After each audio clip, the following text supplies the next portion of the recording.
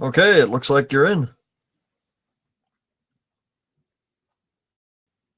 I think I'll go ahead and I'll get us started. It looks like it's telling me. So my name is Joshua Johnson, and I will be advocating for the position that the political satire of late night television is harming America. I think it would be a good place for us to start if we actually defined what satire is. Satire is when an entertainer, or anybody really, goes and uses humor to mock the stupidity or the vulgarity or the vices of a person or an idea. In the past, this sort of happened. It happened quite a bit with Bush. Everybody liked to make fun of his colloquialisms and how he spoke in order to try and demean his intelligence. But with Trump, it's a little bit different. With Jimmy Kimmel coming out on late night television, it's not satire when he comes out and cries sincerely. It would seem that's not funny. I don't know who would laugh at something like him being very deeply concerned about the future health of his child. So I can't see that as being intentionally satirical anymore. And he not only does that, but he comes out afterwards and he advocates a very specific policy position for as to how he thinks how he thinks we should conduct our healthcare policy here in America, and how he thinks that would help children not only like his son but also everybody else. He's advocating a very specific position. You don't typically see that in satire. You see the same thing with Stephen Colbert, except instead of advocating a position, he doesn't even try to mock Trump for who he is so much as he's just vulgar. You know, coming out and saying "F you" to the president on national television is not satire. It's just it's not satirical. It's not funny. It's just insulting to not only the president but to many of his supporters. I didn't see the most recent one with Seth. What's his name? The fellow from SNL. He used to do the evening review. Seth Meyers, I think his name is, and he basically told Trump supporters, "Hey, look, if you don't like it, don't watch." Well, yeah, that's an option, but at the same time, when you're telling half the country that they're morally wrong and that their position's not welcome, they're not welcome. It's no longer satirical. It's just meant to advocate one side only. It's become inherently political. It's become much more serious than satire. I will pass the mic over to you, Shane. Nice to meet you. Hi, can you hear me? All right, great. So my argument is that political satire on late night television is not what's harming America. I think that it's politics in general that is what's harming America. I think that the argument could be made that political satire has numbed us somewhat to the blunt political actions that have taken place lately, but I don't believe that it's political satire that's harming America. I think it's the underlying politics that are harming America. And the reference of Jimmy Kimmel using his child as a way to convince people that they should change their politics, I believe is somewhat of a straw man argument, because it's just Jimmy Kimmel, and why would one change their politics based on the health of his son? I don't agree with that. However, I don't believe that it harms America. I believe that it allows people the opportunity to open themselves to free speech and to the authority to conduct their political ideals as freely as they choose. I don't think that Jimmy Kimmel changed his politics because of his son's health so much. I think it's always been his position, most likely. I can't confirm that. I don't know him, but you know, generally speaking, there is a deep bias in Hollywood and in the entertainment industry, especially among late night talk show hosts. Almost all of them share the same general opinion. I mean, you can switch from one show to the other and see the same sort of quote unquote satire being played out against the president. So I don't think he changed his politics so much, but I do think there's a deep bias, and that bias leads to their basically writing off half of the country. In the good old days, you know, back before the 24-hour news cycle, back in the 1970s, 1980s, going back even further in late night television, the focus wasn't always on politics. They had other things to joke about. During the 60s, if you watched the late night show or the Tonight Show, they would have musicians on frequently, and I don't just mean as the end of the program. They would have the musicians on there as the guest. These days anymore, though, the monologue has become the centerpiece of the program, and it's used almost entirely to mock the president and to mock an entire political ideology or an entire party, a half of the country. To the point as to how to you saying that politics is the problem, I would generally agree, but I would also say if politics is the problem, then why is the entertainment industry, why are these late night talk show hosts focusing on it so much? Politics isn't meant to be entertainment. Unfortunately, it's become entertainment. And because of that, people are constantly living in this hyper-partisan, hyper-charged political atmosphere, and it's not good for their mental health. It's not good for their emotions. And it's leading to this deep, intense division in our country where people almost hate each other, a division that is not helped when you have Stephen Colbert going out nightly and insulting the president and insulting all of his supporters, and Jimmy Kimmel coming out and basically saying, hey, look, either you agree with me that we need to have a universal healthcare system or there's something morally wrong with you. Any other position other than mine is morally wrong. He basically created what the media started calling the Kimmel test. And quite frankly, I don't think any government policy should have to meet the standards of a late night entertainment television personality before it meets actual, factual, realistic healthcare standards in that particular area. The Kimmel test is ridiculous. A late night celebrity shouldn't be setting the tone of our national healthcare conversation. I completely agree with you that late night talk show hosts should not be, setting the tone for our political healthcare conversation. I also agree with you that there is a hypercharged sense of division in politics in the United States. However, I don't necessarily know that, or I wouldn't necessarily say that it's caused by late night talk shows. I would say that it's more caused by a greater ideology that has kind of emerged recently of hyperconservatism or hyperliberalism, which is somewhat perpetuated by late night talk shows. And I come into this debate not having watched any of those talk shows because I believe that the information that they try to provide people in the spin that they put on it is liberally slanted. However, I don't think that it's necessarily targeted directly at the president, the current president. I mean, we've had the Colbert Report since 2000, 2001, if I'm not mistaken.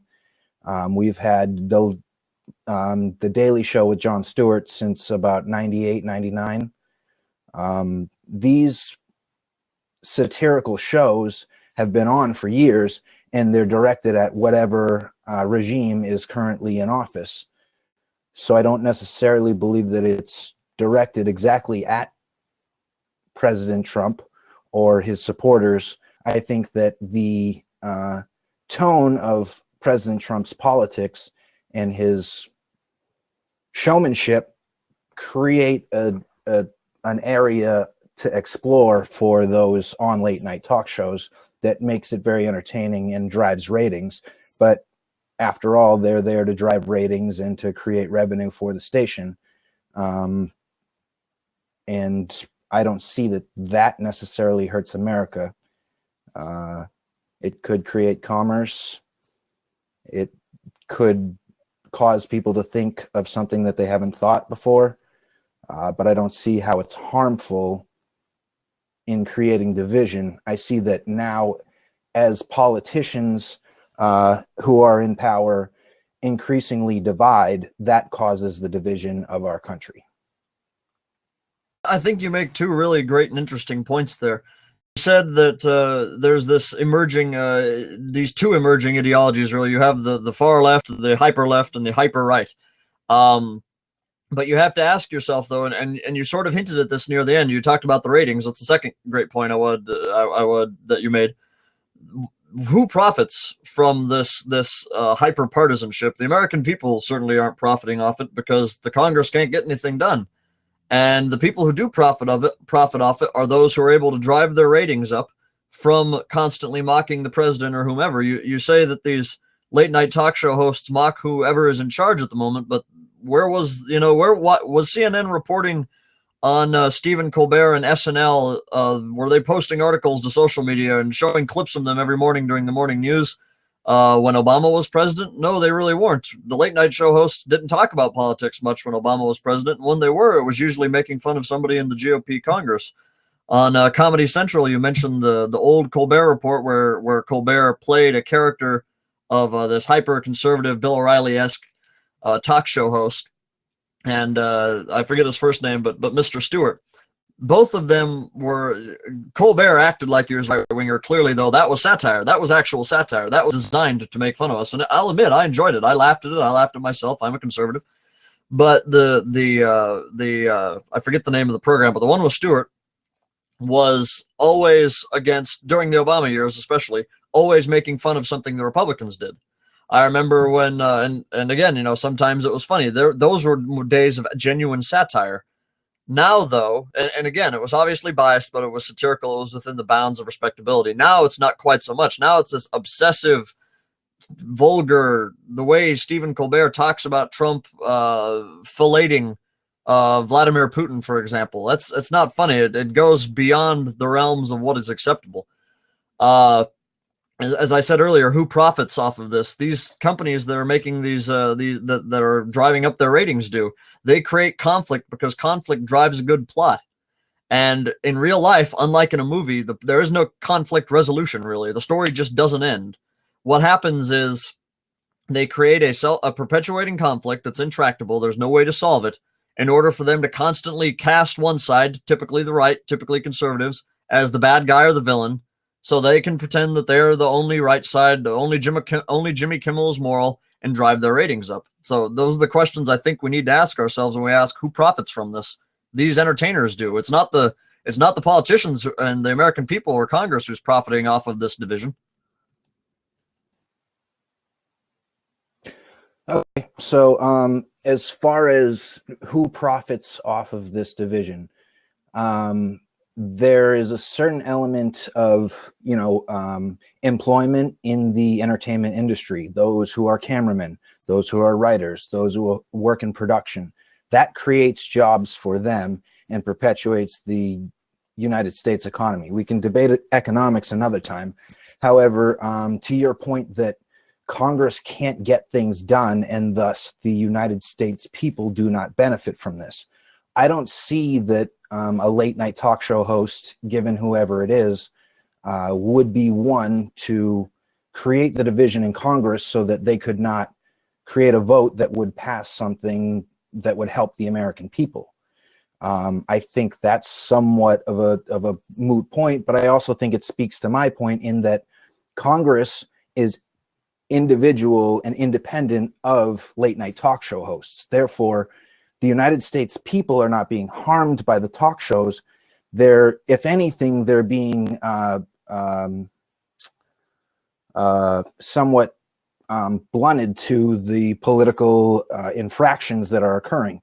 It is Congress itself that is harming the American people, and thus the circus of a political atmosphere that we have created for ourselves, being America, has perpetuated this harm of our people.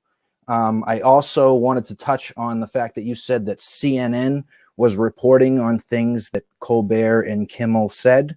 Again, I am no expert or authority on CNN, so I can't speak to the credibility of CNN. However, any informed and diligent democratic citizen should, by definition, use their own intellect and their own research to create their political ideology. They should not rely on a news source, particularly CNN or Fox News or any other late night talk show, to drive their political agenda. They should do independent research, they should find unbiased sources, and they should cultivate their political affiliation based on that. As for one talk show host casting one side against the other, I'm afraid that that's just a social construct that we've deemed as television worthy and entertainment worthy, as opposed to being harmful by the talk show hosts. I think you're completely right when you say that, as our founders would have agreed perfectly with you that in order for the republic to exist, we have to have an educated citizenry who keep up with events and form their own opinions in an educated manner. Unfortunately, though, you said they need to find unbiased sources. Well, unbiased sources don't exist. And in an ideal world, we would say, yeah, everybody will be able to identify, well, this way leans that way, or, which way does my source lean? And they'll be able to read between the lines, essentially, to come to what is the objective reality. Unfortunately, we are living in a world where objective truth is under attack, and especially in politics. There were countless pieces written over the course of the last election as to whether or not we were living in a post-truth society. And that's because as a society, we don't have an objective standard, unfortunately, of what's real and what isn't. Everybody likes to look through their own little partisan lens, and that's no way to conduct a civilized society. That's no way to conduct a republic. But at the same time, even though there is no such thing as an unbiased source, and yes, the talk show host may lean one way or the other no matter what, even in older times, even if it was less overt, there should be, in the entertainment industry, some actual representation across the country. In the media, for example, in CNN, Politico ran a piece this past year where they talked about the media bubble. And as you mentioned, all these media jobs, having a talk show, it makes jobs for people to work at, right? Where are those jobs located, though? They're geographically located in these large cities where people often were born and raised in those cities. They might have moved there, but many of them have been born and raised there. And they're living essentially in an urban bubble. People in the middle of the country are not represented at all because there aren't many news outlets that have offices in the middle of the country. There aren't many talk show hosts that are centered in the middle of the country, so they're not working with people who might be a boom operator or any of those other jobs you listed off, influencing the hosts. And so half of the country is just left without representation. Unfortunately, many people do allow the cable news to shape their political views. Does anyone doubt that the AHCA would have passed without Jimmy Kimmel going out and basically declaring it immoral? That particular bill, and I can't speak as to whether it was called the AHCA. They changed the name 3 or 4 times because, as you know, the bill went through several times before it failed each time. But Jimmy Kimmel came out, made a moral test. The bill hadn't been covered much by the media before then, and then it began to fall apart because Republicans were afraid of backlash. He basically killed the American Health Care Act. I would contend that Jimmy Kimmel himself killed an act or a bill that was intended to go through Congress, given the hyper-education of the people that are in Congress, or lack thereof. However, the hubris that exists within Congress would not allow Jimmy Kimmel to enter that space and thus take over whatever bill or act was being debated. I just wanted to touch on the first thing that you said, which was that there was a notion that we are living in a post-truth America and that it's impossible to find unbiased sources. However, if there was transparency in the government, then people would be able to create unbiased opinions on what is going on in the government, and there wouldn't be such a high reliance on the media for people to gather these information, because the media is the root of what we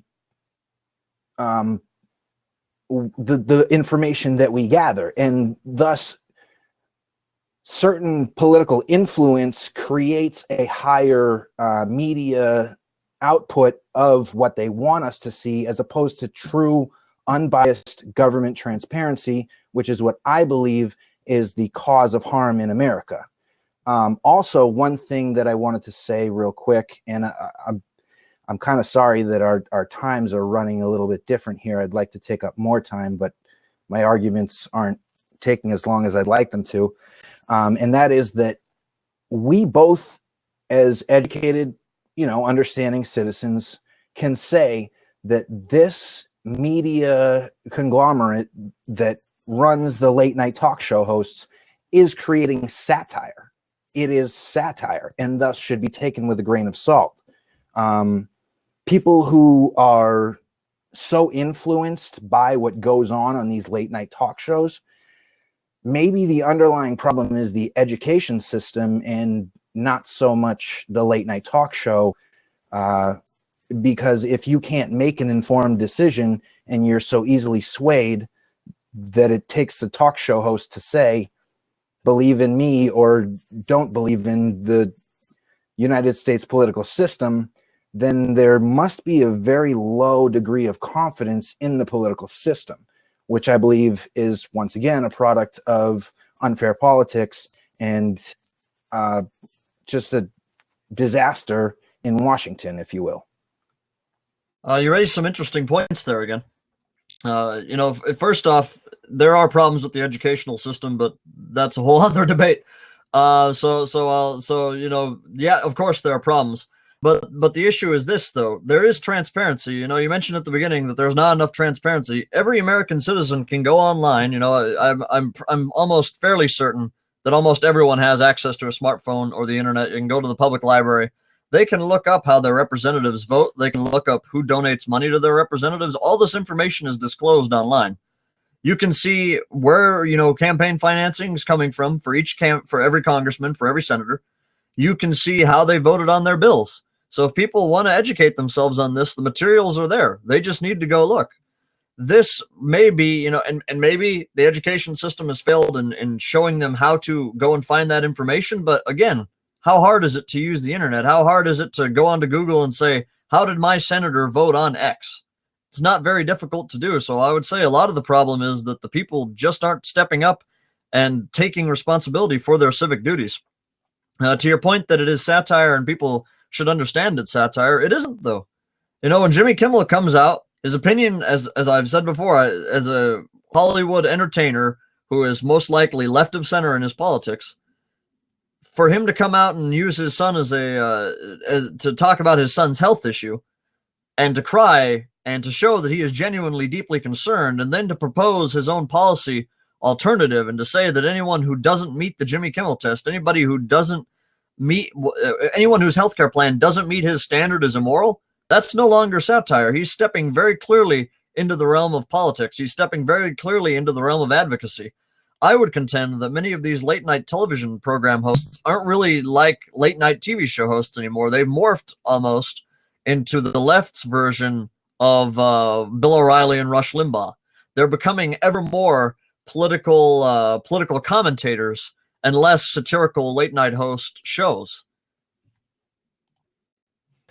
I will definitely concede that the late night show has, being a group, the late night show has definitely stepped more towards aligning themselves politically, and that may be left. I don't contend that either. But my point is not that the late night shows are slanted or they aren't. My point is that it's not the fault of late night television satire to be burdened with harm in America. I think that anybody who doesn't pass the Jimmy Kimmel test should not watch the Jimmy Kimmel show. That's just, logical fact. If you don't agree with Jimmy Kimmel, don't watch Jimmy Kimmel. If you don't watch Jimmy Kimmel, his ratings will go down. If his ratings go down, his sponsorship goes down. If his sponsorship goes down, his television series gets canceled. It's all been done 1,000 times. And I don't think that it's the American people voting with their feet for Jimmy Kimmel.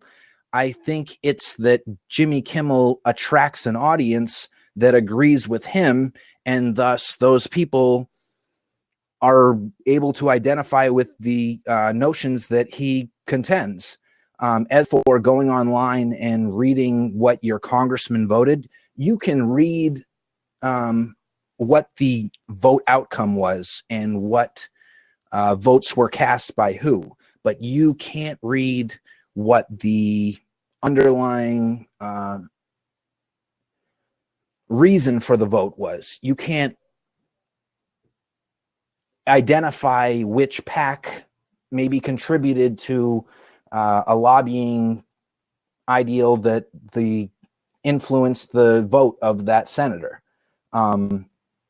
Just like you can call your senator as much as you want to and say, hey, I don't think that you should vote this way on this issue. But at the end of the day, that senator is going to do things behind closed doors, thus eliminating transparency, that don't exactly act in the greatest interest of those who call him or her necessarily. There are some votes where there are some procedural votes where, yes, you can't see what they're voting on. I'm completely with you that that's wrong and they should change that. In those cases, we had a case similar to that in the Nebraska legislature here about a year or two back, and we unfortunately weren't able to make that more transparent. But on the vast majority of votes, though, you can see what the bill is, and you can see how your representative voted on either a government website, or sometimes your representative can post straight to their own social media account if they want to.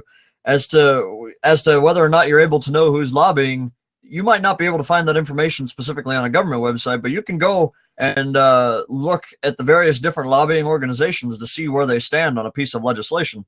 I can go to Americans for Prosperity, and I can see which bills in Congress they are saying need. I can infer with a pretty high level of confidence that, well, if Americans for Prosperity is saying that Bill 3239, whatever, is one that needs to pass, I can probably bet that they're lobbying for that. And so I can probably bet that when I go and look at that bill and see who voted for that bill, they may have received money for them. Or I can go a step better and I can go look back at the campaign finance information and see who gave what to which candidate. I can see if Americans for Prosperity gave to my senator, for example. The information's there. People just need to know how to find it. And I apologize for the time, so I'm going to pass the mic over to you. All right, I'll try and end this so that we can both have, our chance to get a final word in. However, I would contend that if political satire late night was harming the people, then wouldn't they discourage people from going on and checking out what the representative was voting for? I think that it's really the lack of political transparency and the lack of belief in politics. I believe it's at a 60-year low in the last 3 or 4 years. And that doesn't put it on a particular party or a particular candidate. That's just saying the confidence in government is so low that the people don't take politics seriously enough to go on and check those facts and do that research and find out for themselves. The fact that they turn to political satire is a means of escaping and finding a humor in it. I don't think that it's the political satire that's creating the harm in America. I believe that it's the lack of transparency in government and the lack of faith in government that has been perpetuated throughout decades that has created the harm in America. If you can contend that Jimmy Kimmel can influence my vote or your vote or one other vote, then perhaps that would have some validity. However, I believe that it's a learned process not to participate in democracy the way that democracy was intended to be participated in, and that is that educated citizens make educated decisions, and everyone speaks for themselves. You know, the focus here was whether or not political satire and late night TV is harming America. I would say, as my closing statement, yes, definitively it is. Because as I said before, they are taking a side. They're saying the other side is immoral. They're not allowing the other side to even represent their opinion. They're just saying, oh, you're bad, get out of here. If you don't agree with me, you're wrong. That's very divisive. That's not uniting. And since we're in a divided time, we need to unite together. Satire TV isn't doing that. I don't contend that satire TV is somewhat slanted for one side or the other, as are most news channels. But that's not even late night. My contention is that the United States government has lost transparency, lost touch with the people, and that they have created the divide in the country and thus the harm in America.